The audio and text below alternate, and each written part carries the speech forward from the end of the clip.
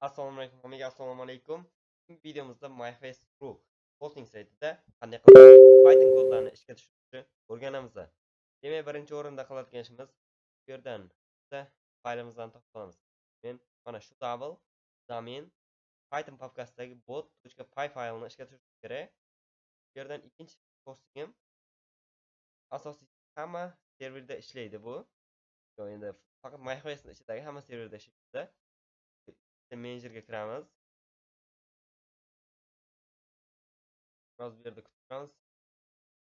Burada avtomatik shell client ochilishi kerak edi. Bo'ldi, mana ochildi. Xudoydan cd до конца shu double yozamiz. Else yozamizning double ichiga kiramiz. Shu double ichida domenlarimiz.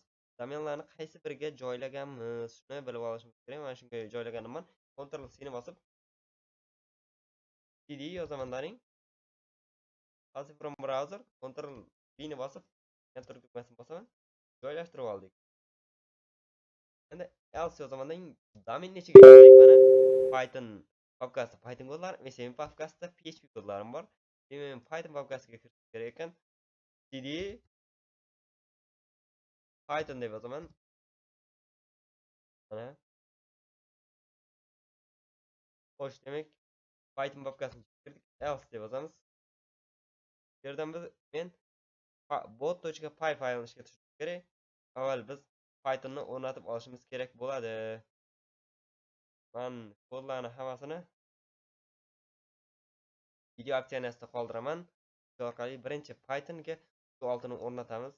Uchun passive from browser Ctrl V enter enter Endi bu ikkinchisi kimda pipni o'rnatish. Demak, passive from browser Ctrl V rejimni o'rnatildi.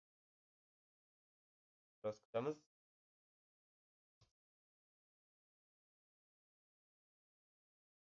Dedim.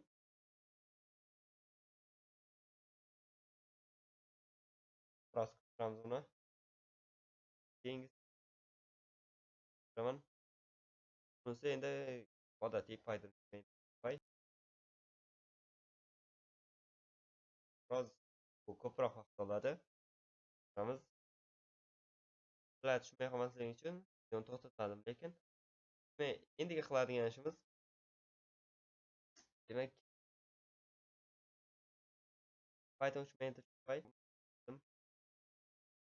passive from browser Ctrl V main.py emas, shuni men bot.py deb yozaman, chunki fayl nomini men shunaqa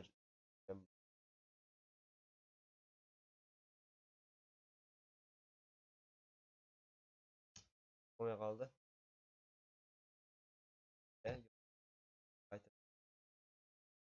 Bot.py hammasi bo'lganimiz uchun bot.py qayerdan kelyapti? Yo.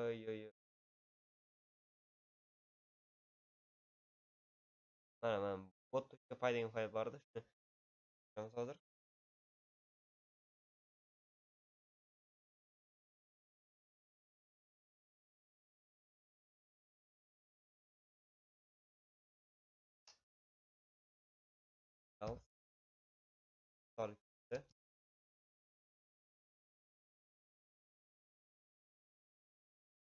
Ctrl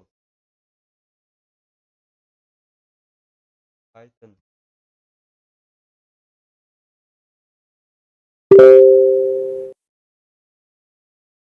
from browser Ctrl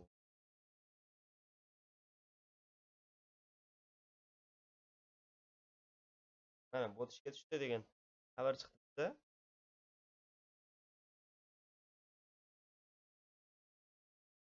bizda. Bot nega edi?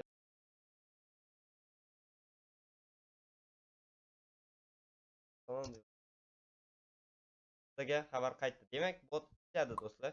Python Telegram bot kutubxonasidan o'rnatgandim. Python Telegram kutubxonasini o'rnatishni ham boshqa kutubxonalarni ham shunday o'rnatasizlar. Video opsioniyasida hamma kodlarni qoldiraman, komandalarni.